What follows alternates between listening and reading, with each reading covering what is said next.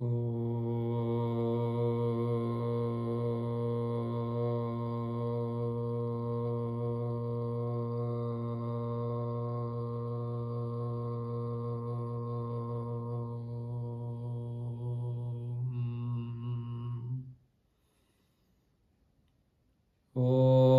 നമോ ഭഗവതേ വാസുദേവായ.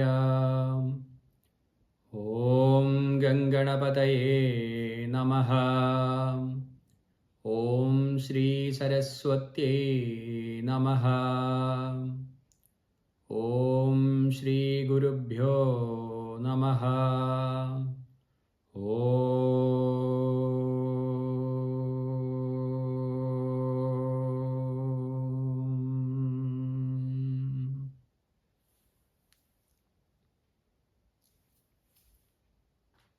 എല്ലാവർക്കും നമസ്കാരം.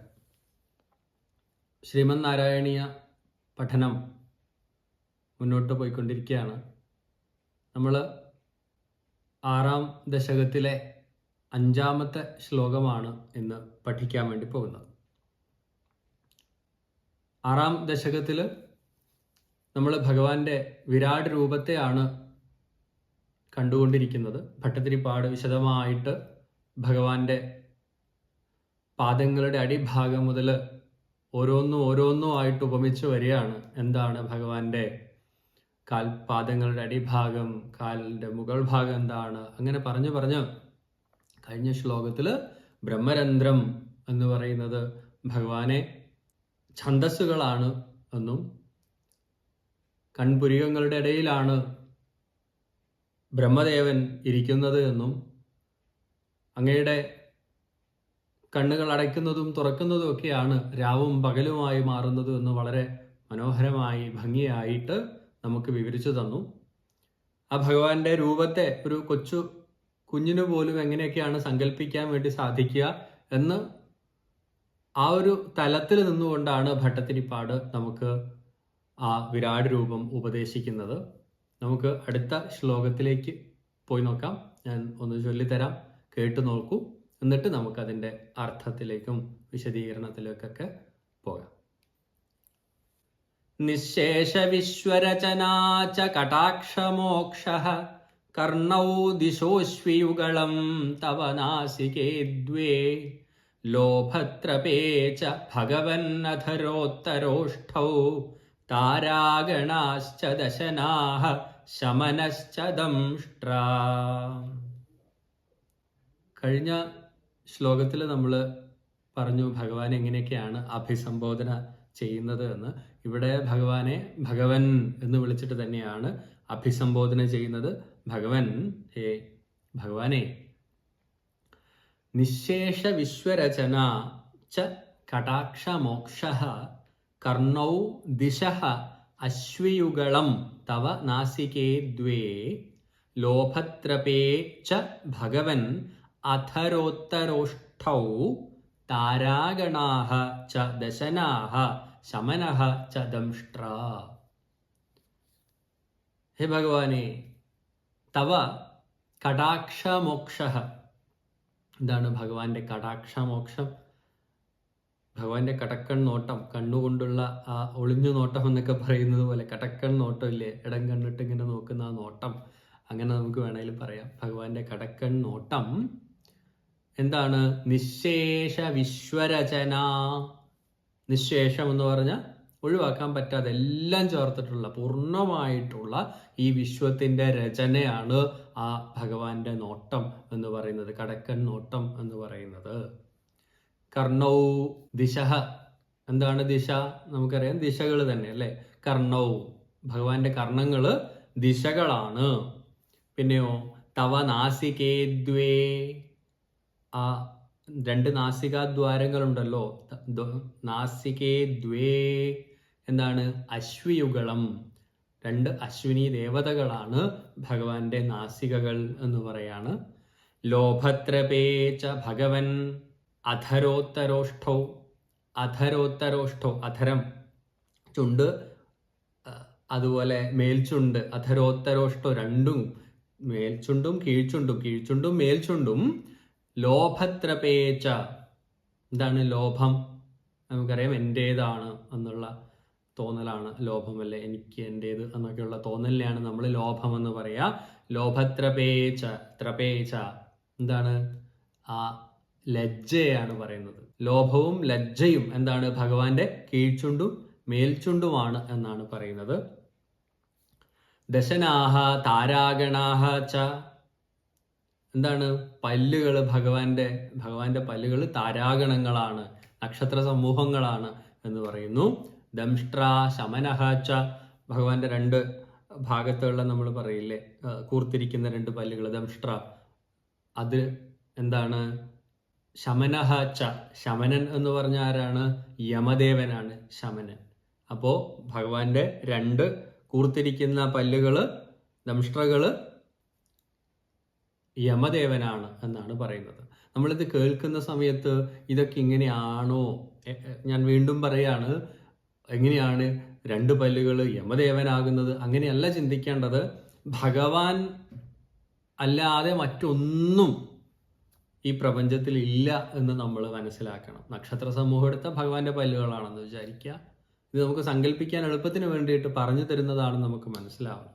എന്തൊക്കെ ഭാഗങ്ങളുണ്ട്? നാസികകൾ, നമ്മുടെ ഈ ജീവ ശ്വാസമാണ് നമ്മളെ നിലനിർത്തുന്നത് അല്ലെ. അശ്വിനി ദേവതകൾ വൈദ്യന്മാരാണ്. അതാണ് നാസികകളായിട്ട് പറഞ്ഞിരിക്കുന്നത്. ഭഗവാന്റെ കടാക്ഷം കൊണ്ടാണ് ഈ സകല പ്രപഞ്ചവും ഉണ്ടായിരിക്കുന്നതെന്ന് ആദ്യം തന്നെ നമ്മൾ പറഞ്ഞു. സിസൃക്ഷാത്മികാം ഈക്ഷാം, ആദ്യം ഭഗവാൻ ഒന്ന് സൃഷ്ടിക്ക് വേണ്ടിയിട്ടൊന്ന് നോക്കിയപ്പോഴാണ് ആ മായ ഒന്ന് ക്ഷോഭിച്ച് ഈ പ്രപഞ്ചമായിട്ട് മാറിയത് എന്ന് പറയുന്നു. അപ്പോൾ അത് ഒന്ന് സങ്കല്പിക്കാൻ വേണ്ടിയിട്ട് നമുക്ക് ഒരു അവസരം കൂടെ വരികയാണ്. പിന്നെ അശ്വിനി ദേവന്മാരെന്ന് പറയുന്നത് രണ്ട് ദേവവൈദ്യന്മാരാണ്. അശ്വിനി ദേവതകൾ, അവരെയാണ് ഭഗവാന്റെ നാസികകളായിട്ട് പറയുന്നത്. ലോഭം എന്ന് പറയുന്നത് നല്ല കാര്യങ്ങൾ മാത്രമാണോ ഇനി ഭഗവാൻ എന്ന് പറയുന്നത്? അങ്ങനെയല്ല. ലോഭം എന്ന് പറയുന്നത് എൻ്റേത് എന്നുള്ള ഞാൻ എന്നുള്ള ബോധ്യത്തിൽ നിന്ന് എൻ്റേത് എന്നുള്ള ബോധ്യമായി മാറുമ്പോൾ അത് ലോഭം ആയിട്ട് മാറുകയാണ്. എനിക്ക് വേണം എന്നൊക്കെ നമുക്ക് തോന്നില്ല, അത് എൻ്റേതാണ് എന്നൊക്കെയുള്ള തോന്നൽ വരുന്നതിനെയാണ് ലോഭം എന്ന് പറയുന്നത്. അതിനുശേഷം ലജ്ജ. എന്താണ് ലജ്ജ? നമ്മൾ ചെയ്യുന്ന കാര്യങ്ങൾ മറ്റുള്ളവർ അറിയുമോ എന്നുള്ള തോന്നലിന് നമുക്ക് ലജ്ജ എന്ന് പറയാം. അതുപോലെ നാണം എന്ന് വരുന്നതിന് ലജ്ജ എന്ന് പറയും. ഇതൊക്കെ നമ്മുടെ ഭാവങ്ങളാണ്. അപ്പൊ അതൊക്കെ ഭഗവാനിൽ നിന്നുണ്ടായതാണ്, അല്ലെ ഭഗവാൻ തന്നെയാണ് എന്ന് നമുക്ക് ചിന്തിക്കാൻ വേണ്ടി സാധിക്കണം. അതിനു വേണ്ടിയിട്ടാണ് ഭട്ടതിരിപ്പാട് ഇത്രയും വിശദീകരിച്ച് നമുക്ക് ഇതൊക്കെ പറഞ്ഞു വരുന്നത്.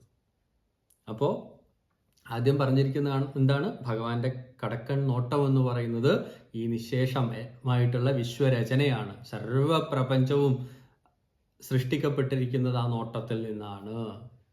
എന്നിട്ട് പറയാണ് ഭഗവാന്റെ കർണങ്ങൾ എന്ന് പറയുന്നത് ദിശകളാണ്. രണ്ട് നാസികാദ്വാരങ്ങൾ എന്ന് പറയുന്നത് അശ്വിനി ദേവതകളാണ്. ഭഗവാന്റെ കീഴ്ചുണ്ടും മേൽചുണ്ടും എന്ന് പറയുന്നത് ലോഭവും ലജ്ജയുമാണ്. ഭഗവാന്റെ പല്ലുകള് താരാഗണങ്ങളാണ്. ഭഗവാന്റെ രണ്ട് ദംഷ്ട്രകള് യമദേവനാണ് എന്നാണ് പറയുന്നത്. അങ്ങനെ എല്ലാം ഭഗവാനാണ് എന്ന് ഭട്ടതിരിപ്പാട് നമുക്ക് പറഞ്ഞു തരാണ്. അപ്പൊ ആസ്വദിച്ച് ആ ചിന്തയിൽ അതൊക്കെ നിറച്ച്, ആ രൂപങ്ങളൊക്കെ നിറച്ചുകൊണ്ട് നമുക്ക് ശ്ലോകങ്ങൾ ചൊല്ലാൻ വേണ്ടി സാധിക്കണം. അതാണ് ഭട്ടതിരിപ്പാട് ശ്രമിക്കുന്നത് ഇതിലൂടെ നമുക്ക് പറഞ്ഞു തരാൻ വേണ്ടിയിട്ട്. ഞാൻ എന്തായാലും ആ ശ്ലോകം ഒന്ന് ചൊല്ലിത്തരാം. ഒന്ന് ഏറ്റു ചൊല്ലി നോക്കൂ. നല്ല രസമുള്ള ശ്ലോകമാണ്. നിശേഷ വിശ്വരചനാച കടാക്ഷമോക്ഷഃ കർണൗ ദിശോശ്വിയുഗളം തവ നാസികേ ദ്വേ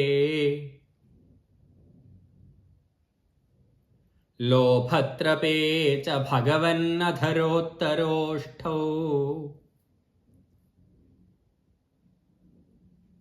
താരാഗണാശ്ച ദശനാഃ ശമനശ്ച ദംഷ്ട്രാ.